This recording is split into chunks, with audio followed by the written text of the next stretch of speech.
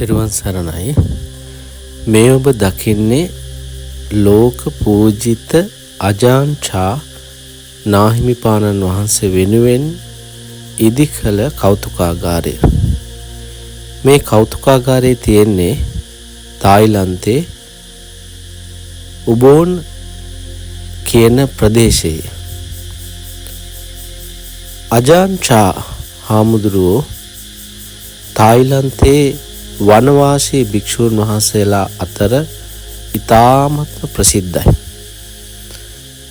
ශිෂ්‍යයන් පැවිදි ශිෂ්‍යයන් දහස් ගණනක්, ඒ වගේම ලෝකේ පුරාම ගිහි පැවිදි ලක්ෂ සංඛ්‍යාත පිරිසක් අජාන්චා හාමුදුරුවන්ගේ භාවනා උපදෙස් කමටහන් අදටත් පිළිගන්නවා.